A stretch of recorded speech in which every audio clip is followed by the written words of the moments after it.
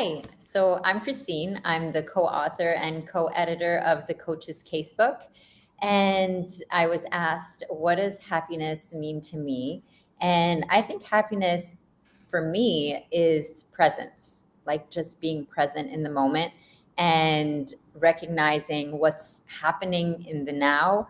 I feel it's in those moments that I can really appreciate life, I guess.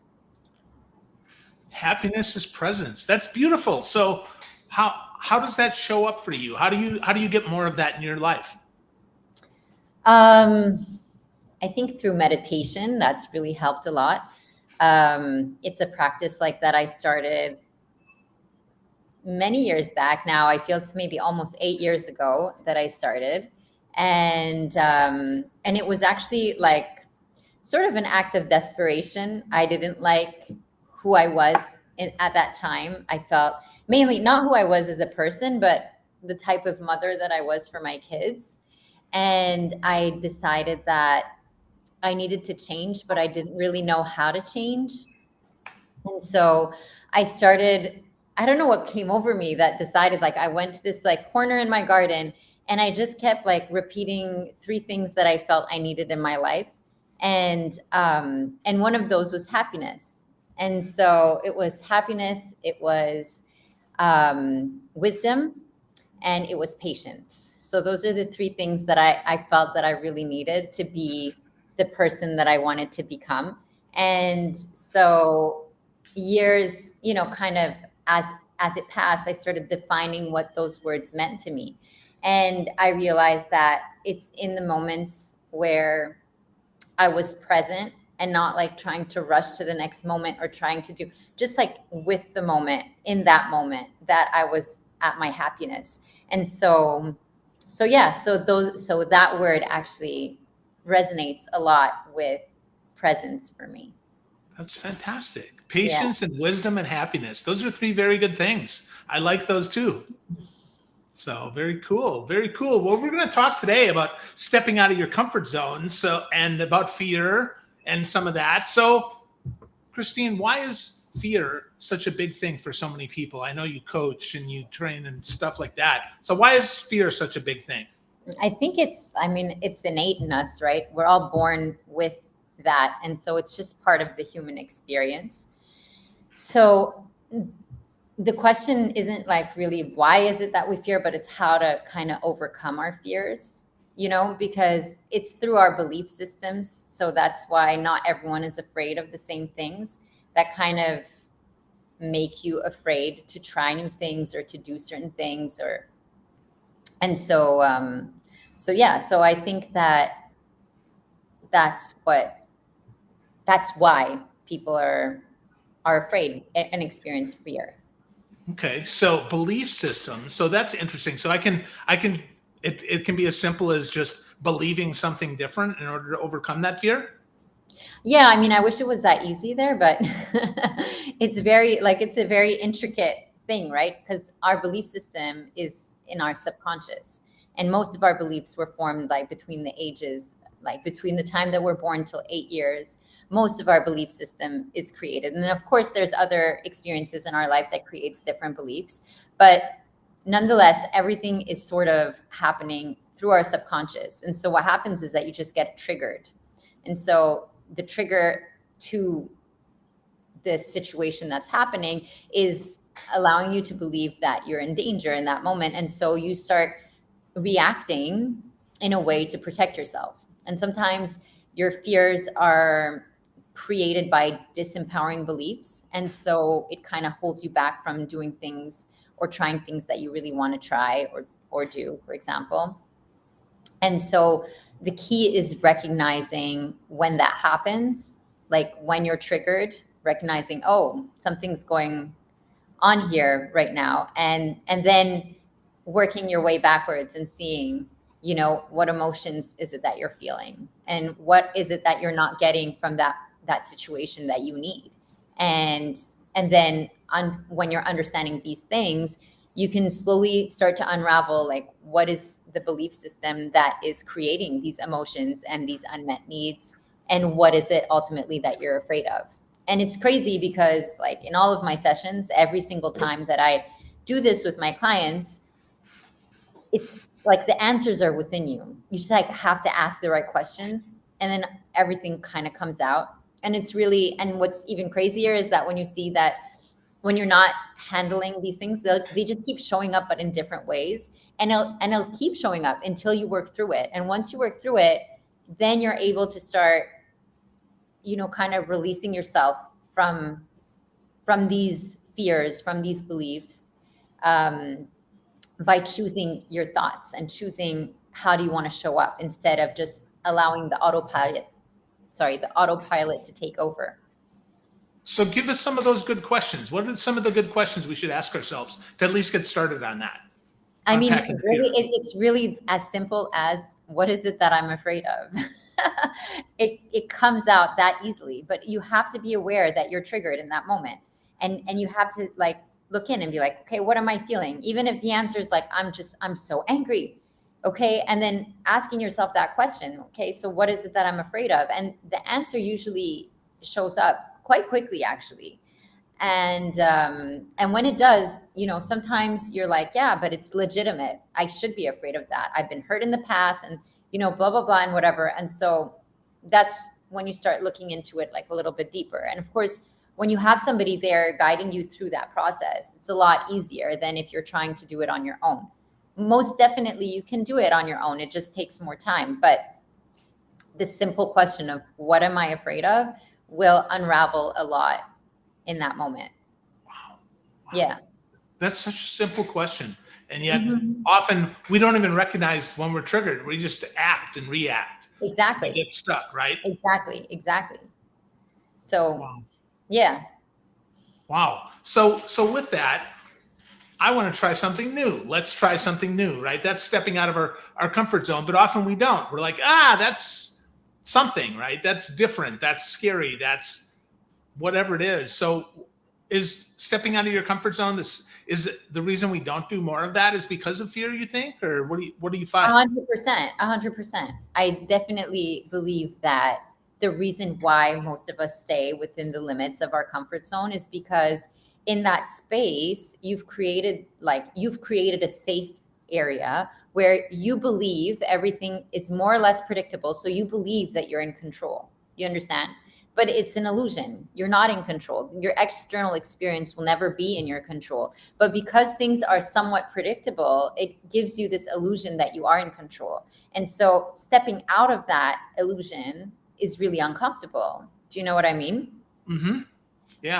So when you try to take steps out of your comfort zone without doing the work, I feel that you're usually kind of pushing yourself out. And that's a really painful experience.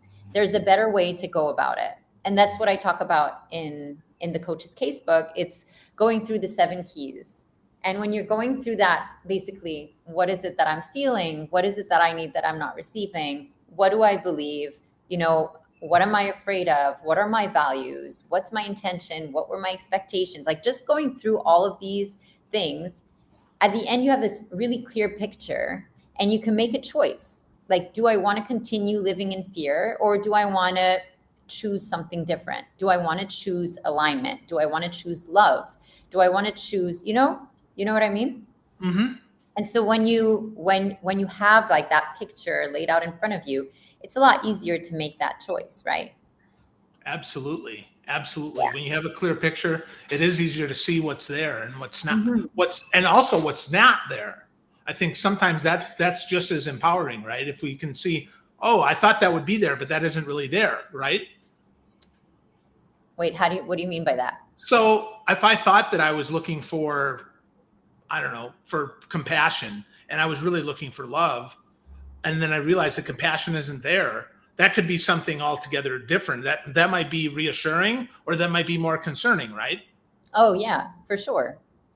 Yeah, when you get clarity, that's the key. It's the first step is just like being aware of what's kind of going on internally, because when you have that kind of clarity, then you know what steps you want to take. You know where it is which direction you want to go in.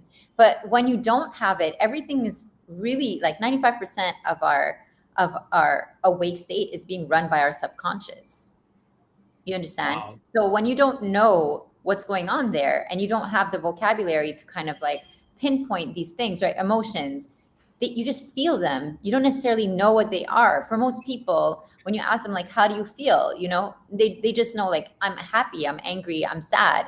Like they don't have more like in-depth words to describe all of these different feelings, but there's so many, you know, layers that when you kind of start looking at it and understanding it and you realize, oh, I was actually jealous, not angry. You understand? And then you're like, oh, that's interesting. Why would I be jealous? What am I afraid of? That's kind of where it comes. You see, what I believe is that there's kind of like two spectrums. One is love and one is fear. Okay. Or actually, I should have asked you this question before I said this. Go ahead. What do you think? What do you think? I mean, it's a little too late now, but what do you think the opposite of love is? You said fear, but I don't know that I would say fear. I would say like dispassion, like Right. no love, right? Right. No, hate, right? Yeah. Right. So what it is though, hate is a byproduct of fear. It's rooted in fear. I hate you because I'm afraid you're going to hurt me. And so I build this wall of protection called hate to keep a distance between us. You understand? And so when you start looking at every single emotion one by one, you start realizing that they're actually all rooted in fear. You just have to ask yourself the question, what is it that I'm afraid of? And you can discover it. Like when you look at jealousy, for example, I'm jealous because I'm afraid that I will not have what you have, right? Greed, you know, I'm afraid of scarcity. I'm afraid I don't have enough, right? So every time you start looking at all these negative emotions, you can start seeing that they're actually rooted in fear. And when you understand what it is that you specifically are afraid of when that emotion arises, then you start putting the power in your hands. You're shining a light onto this fear, into this dark place that you've never really looked at. And so once that light is lit, it kind of allows space for awareness and growth. And that's how you can actually get yourself out of it. So the other side of the spectrum is love. So every positive emotion is rooted in love. If you look at it in like, if you would look at it, let's say in like, you know, religiously or whatever, you can say like God and the devil. You know what I mean? It's all, you know, yin and yang. It's all, it's just opposite sides of the spectrum. And then what's in the middle is the experience. So it's the positive experience, negative experience. You understand what I mean? Yeah. So how do we know though what's positive and what's negative? Is that just based on our experience or what's that? Yeah, How do we know? 100%. It's how you experience it. So asking yourself, what do I feel in this moment? So if you're feeling, you know, triggered, uncomfortable or whatever, angry, you know, looking into it, you're going to discover what is that really, what is that first emotion really? You know, sometimes just looking at an emotional wheel could really help because the vocabulary is what's missing. I think our emotions are all like in a place in our brain that doesn't have vocabulary. I think it's like the limbic part of the brain. I'm not sure, but it's stored in that part of your brain. And so when you're trying to extract these, you know, emotions and understand them, if you don't have the vocabulary for it, then you're just having these sensations of discomfort, of anxiety, of overwhelm, of, you know. Yeah. That's so interesting. So we don't even have the words to describe what we need at some point unless we find those words. Am I understanding that correctly? I mean, yeah, to some extent, once you start practicing this and start looking into it, you start becoming more aware. And so the more aware you become, the more you get the opportunities to kind of create that shift. And that's how you step out of your comfort zone instead of pushing yourself out of the comfort zone. So every step that you take, when you're like, oh, this feels really uncomfortable. What am I feeling right now? I'm feeling in my body, my stomach is turning. What emotions am I feeling right now? I'm anxious, I'm worried, you know. So when you start looking at how your body is reacting and then looking at what does that mean, like literal, like the actual words to what this feels like, you know, like what are the words to that? you become aware. The next time it happens, you feel it and you're like, right away, that's what I'm feeling. Right? That's how I'm like, you start relating to it. And so when you relate to it and you understand it, I feel this way, and this means that I'm, worried, or I'm anxious, or I'm, anywhere embarrassed, or whatever the words that resonate with you in that moment, you recognize that in the future moments when the same bodily feelings come up, you recognize, wait, what is that? Oh, I remember. And then you can connect those dots a lot quicker. For me, I see everything in like patterns and connecting dots and puzzle pieces, Mm-hmm. So for me, it's like you're connecting. Once you make the puzzle, you're able to like undo it and remake it really quickly, right? Because you've already done it once before. This is kind of the same feeling, the same idea. When you're feeling these emotions and you recognize them, and you know that this emotion is connected to this fear, you can easily like put the puzzle back together and automatically make the choices that you made when you were not feeling those feelings, and decide to show up in a way that's more in alignment with your values, with who you are, with how you want to show up in this world, with intention rather than expectations, rather than fear, rather than, limiting beliefs. So tell me what the difference between intention and expectation. What's the difference? So an expectation is basically, if I do A, then I'm expecting B to happen, right? I do this, and that should be the result. And it's so discreet when you have these expectations. Sometimes, like, it can be something so simple. I remember, for example, when I started coaching, like years back, I remember that I had this expectation that my client at the end of the session would feel better, right? And anytime they didn't, I was like, oh, I did such a shitty job and I feel so bad. And, until I realized that I'm going in with an expectation. I'm going in with this expectation that my clients should feel better. But this is a variable that's out of my hands. I will never be able to control, how they feel or what the result will be, right? That's their own experience. What I can do, though, is show up with intention. And what that means is showing up in a way that's in alignment with my values and with who I am.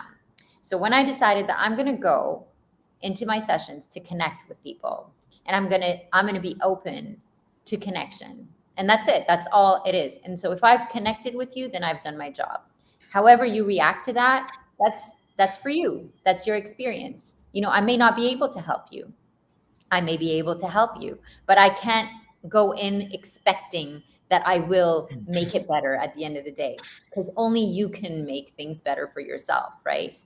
So yeah, I feel like I like using that as an example to kind of just like show the difference between an intention and an expectation, because our expectations are like limitless. I swear, everywhere you look, you'll realize that you take these actions with these expectations. And at the end of the day, it's those expectations that trigger these negative emotions, disappointment, anger, whatever it is, because you were, hoping that it was going to turn out a certain way. And when it didn't, you were let down. Right? Absolutely. And so you gain that control back when you decide to show up with intention. And so I'm going to show up the best way that I can. And then I leave the rest up to God. And I let the rest, and however it plays out, it plays out. But I know that I showed up the best that I can, because I didn't go in with an expectation, sometimes an expectation that is, only for my benefit and not for the other person's benefit. Or maybe it is for the other person's benefit and it's crossing my boundaries or whatnot, right? I'm going in with an intention. This is how I want to show up. And when I do that, then I feel satisfied. That's enough for me. Wow, that's so interesting. That's such a good distinction too between intention and expectation. I hadn't considered that before. So that's really helpful to think about. I like that. So yeah. So talk to me a little bit about getting started here. This is all of this stepping out of comfort zone and overcoming fear, this is all kind of scary. It's all kind of new for people. So if somebody's new and they want to get started on the journey towards stepping out of their comfort zone and overcoming some of their self-limiting beliefs and their fears, Christine, where do they start? Start with awareness. That's where you start. You have to, like they say, ignorance is bliss, right? If you don't know, you're like happily in that comfort zone, you're fine. But if you have awareness that you are there and that you want something else and that you know what you like, what things you want to accomplish in life, if you have that kind of clarity and that awareness, then it's the first step. It's the first step to start, looking into, okay, what is it that's actually stopping me? And then once you're in that area of like, okay, what am I afraid of? Why can't I, move past this? Then you can start looking at the 7 keys that I was talking about. What is it that's stopping you? Getting rid of those blockages that are stopping you so that you can take those steps outside of your comfort zone and the awareness zone and going straight into, your full potential. That's pretty cool. So if people want more from you, Christine, where do we send them? Do you have a website that you want them to go to, or other than get a copy of the book? I have an Instagram page, Connecting with Christine. Oh, cool. Cool. So Connecting with Christine on Instagram, that's easy enough. Yeah. And then find you there, and then you're posting insights and things like that there? Yeah, so I post generally about this topic. It's just like how to reach your potential. I also have a stationery for purpose brand called Advia Project. And so I also have a page there where I'm also, talking about how to sort of, create the goals that you want and how to achieve them and how to overcome anything that might be getting in your way, the struggles of being disorganized or procrastination or that kind of stuff. Very cool. Very cool. So again, check out Connecting with Christine on Instagram, get to know her, and get a copy of the Coach's Casebook. It's a fantastic read. It's very thick, very dense, but lots of great stuff in there. You can pick and choose what you pick out. And I'd encourage you to read Christine's piece of that because it's super, super helpful. Thank you, Christine. This was really good.